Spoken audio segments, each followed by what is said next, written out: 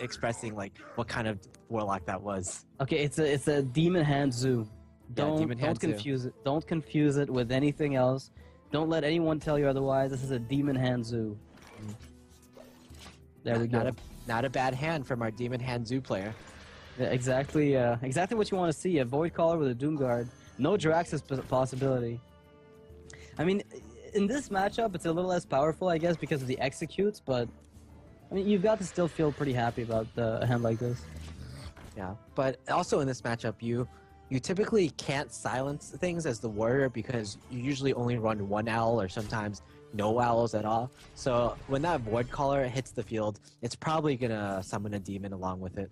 Yeah, and that's always gonna be a bit problematic. Now, this is wow. Okay, I thought Kolento's play would have been more in the lines of abusive sergeanting that Armorsmith off, but I guess getting the initiative of the Void Caller right away is better because he might be expecting a Death Spite, which surprisingly Massan hasn't found a single weapon in his hand yet. Yeah, that's usually weapons aren't too important in this matchup. You do want to kill down the Zombie Chows and Earthring Farseers, but against... usually the weapons aren't that good against Handlock, but in this particular matchup where there are Void Callers involved, Death Spite is one of the best cards you can have in your hand. Yeah. And now Kolento's got a pretty nice hand with the Abusive Sergeant trade into the Sludge Belcher, then killing the Slime with a Zombie Chow. That's a pretty strong turn, if he decides to do that.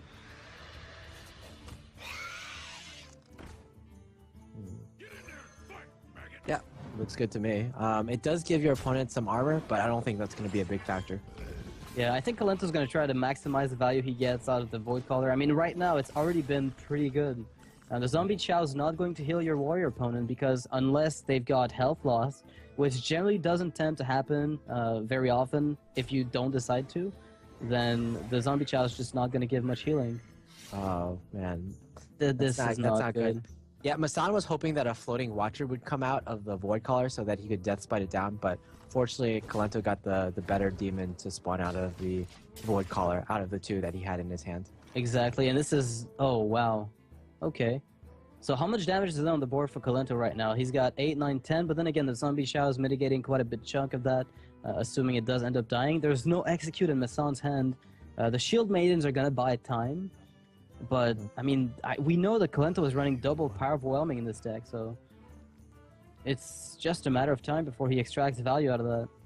The amount of damage he can dish out in one turn in this deck has been pretty impressive so far. Life Shadow Flame.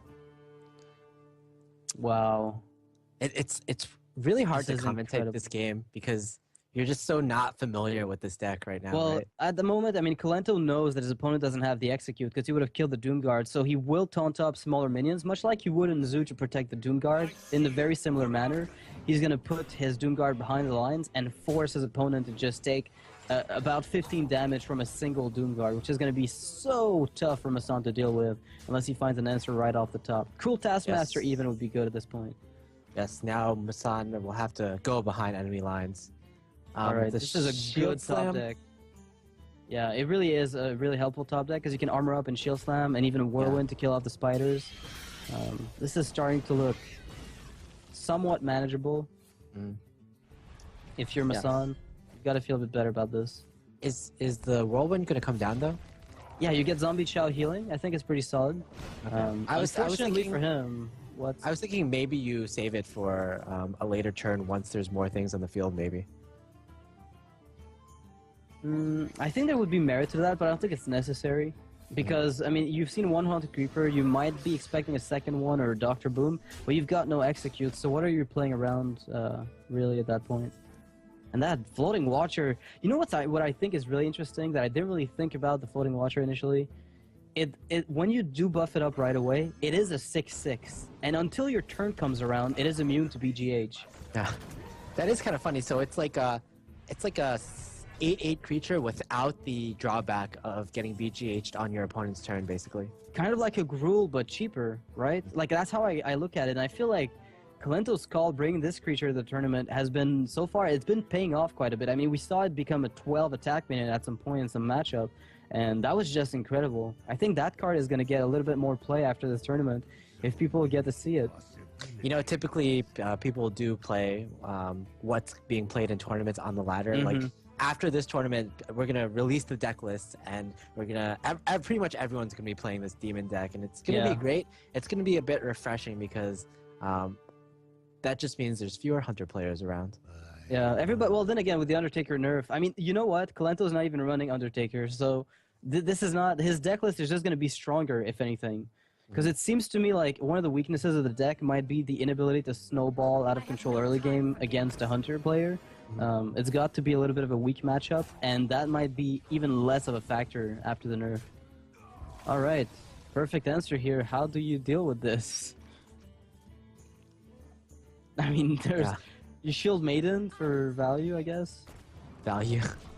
Shield Maiden, it directly contests the Sylvanas without giving your opponent anything to potentially mind control.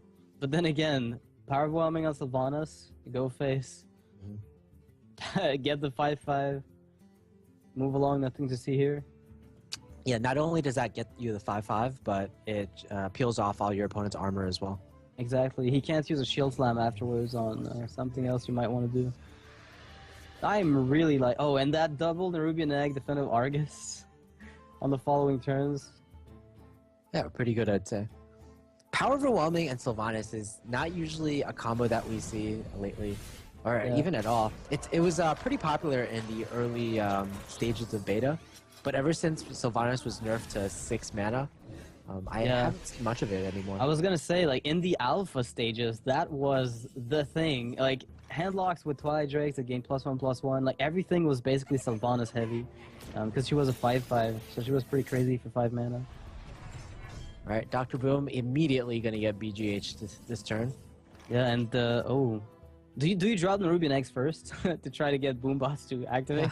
Yeah, that's a good call. Yeah, you might even just Shadow Flame the BGH. You attack the 3/3 into the Dr. Boom, and then you Shadow Flame your BGH, and your 5/5 and the Nerubian Egg stay up.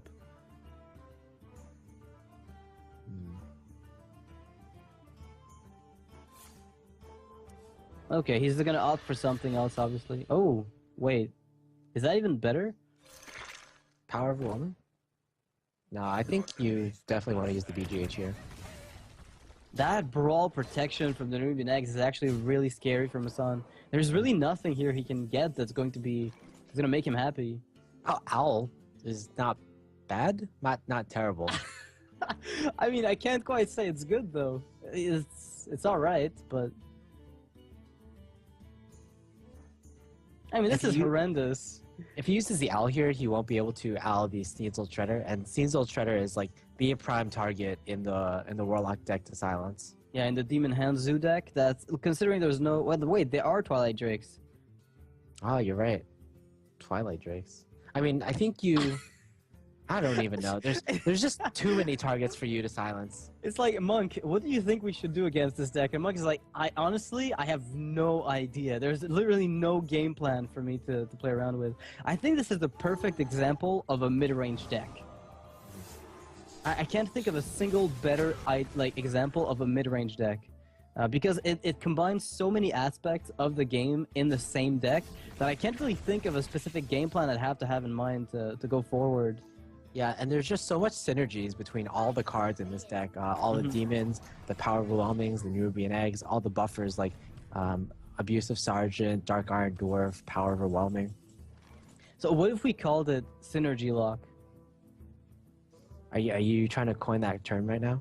But I'm trying to figure out a name for this because I'm probably going to be seeing a lot of it around, and because I can't call it Demon Hand Zoo because that's just not a thing.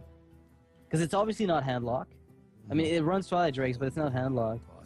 It's not Zoo because it doesn't aim to overwhelm you with small stuff and try to protect and get high value out of them. So yeah, and it's not purely a demon lock, even though there are demons in this deck. Doesn't even run Mal'Ganis, you know, it's which we usually would see in Demon Lock as a standard, you know, default card. So, all right, Definitive Arga is going to come down, put a wall between the Shield Maiden, the mini bot, and everything else, and the heal bot. No armor for Massan, so Shield Slam again, a dead card.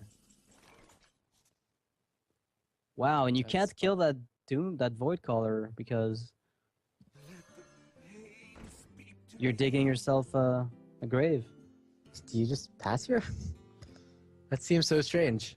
Yeah, but I think you might just be forced to. I mean, he's hoping his opponent will overextend with Jiraxis, but that would be such a silly mistake to make. Kolento would never do something like this, I don't think. Yeah, Kolento is also like he's very good at using Jiraxis, more so than other players. Like I've seen, for example, he saw his opponent had like 5 or 6 cards in his hand, and he just basically used Jiraxis, didn't attack with the Jiraxis weapon. So if his opponent used Harrison Jones, he would overdraw by like 3 cards. So it's kind of a deterrent. Yeah, and I think that is a good game between Power Overwhelming and the free Doom Guard and the Dark Bomb here. That is definitely... He doesn't even need that. Whatever. Yeah, just he's got Doom Guard is enough. overkill. He overkilled by so much there. How do you overkill a Control Warrior as a Demon Hand Zoo? I don't